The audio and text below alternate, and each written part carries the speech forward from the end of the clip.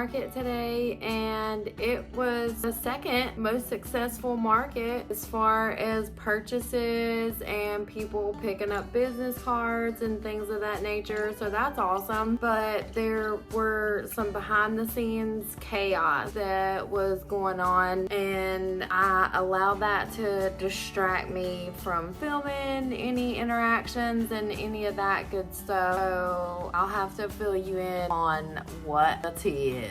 If you're new here, I'm Kristen and this is my husband James. We opened up our business in January of this year, and I've been attending local farmers markets, and those are starting to pick up because our season here in Florida is picking up as the fall returns, and we're struggling the chaos that is us and trying to keep up pace with the market. And I'm sure that there will be a lot of ups and downs during this season. I shouldn't even have to preface this anymore, but I will. I'm gonna tell you the truth that this is one of the most chaotic rides. Even though you might not see it, there's some rain involved. And once we make it through the rain, the wind comes, knocks everything down and everything else. So sit back, get you some tea, honey, get you some water, make sure you stay hydrated, and buckle up and enjoy the chaos ride that is my life.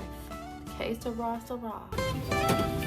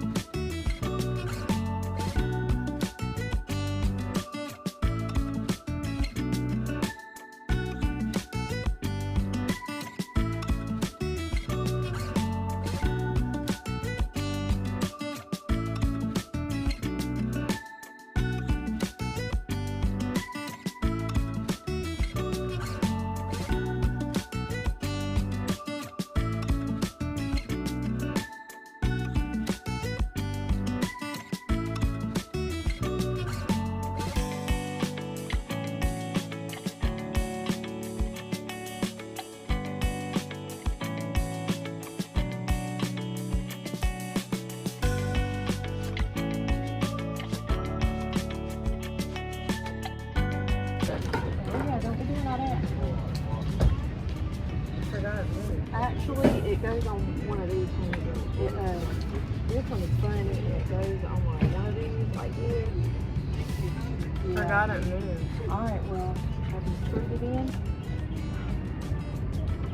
Know how you screwed it? On the phone posters.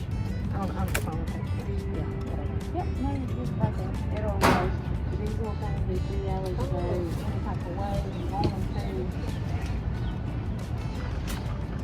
And there was one. You're good. Okay, I'm coming. That's why I don't put all the, that's why when I don't put all the. Look at this here. Yeah, they go in one of the two.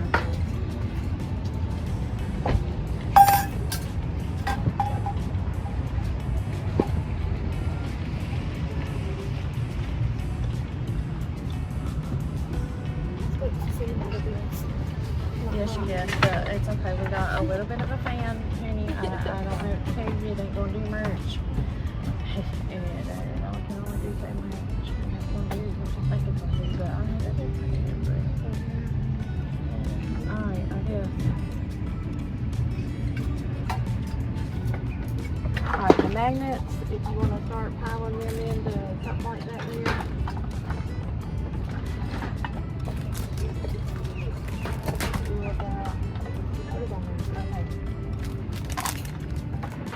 I have no idea what's going on.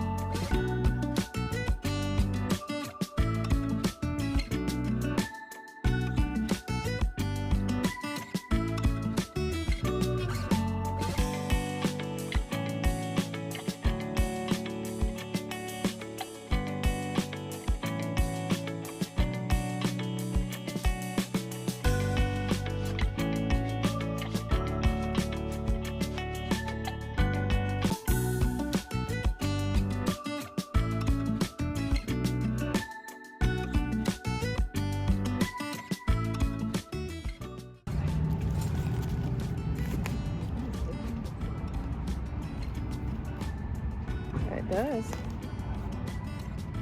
Something gotta happen. Something gotta happen.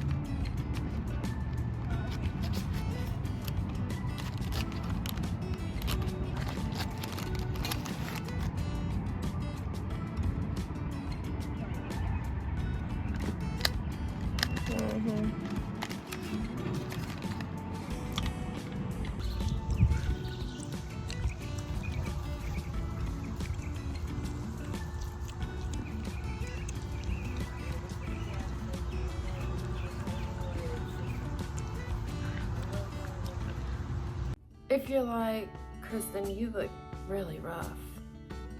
I know, I acknowledge that. And why are we sitting on the floor in your bedroom? This is not typical. Well, because there's a lot to unpack, a lot of things I could not share at the market with you. It was a good market. Things are really starting to pick up around here, which is nice. What was also picking up was the wind, and I was quite certain that like I have windproof everything. We've went through that. We've battled that with 3M. We've conquered, yeah, and we got everything weighted down. You know what we didn't have weighted down? We didn't have the tripod weighted down. got set up, hadn't even made our first sale, had just started the market, and bam, gust of wind came in and knocked the tripod over with my brand new phone. And I thought we were good because the phone was in the case, because why else would I buy a case for the phone if not to protect it from falls? No, it's not a good enough case. Basically, it's what the repair guy said, $160 later. And I really tried to move forward, really tried to let's not let this moment, even though you know it's going to be exponential amounts of money, let's not let this set the tone for the day. I really tried to get out of that funk, but I don't think it worked out. And we're at this market, it is closer to the beach. So I'll give it that, so it's rather gusty, and it felt like the tent was gonna lift off like at any moment. And I thought we had learned lessons from the thunderstorms and had decided a plan of action, but apparently we forgot. Oh, how quick we are to forget. And I decided right then and there, no, I'm making an Amazon order. We are getting ratchet straps. We are getting heavier sandbags, because I cannot put on a game face and interact with customers when I'm worried about my tent being launched and used as a weapon by the wind. I just cannot do that.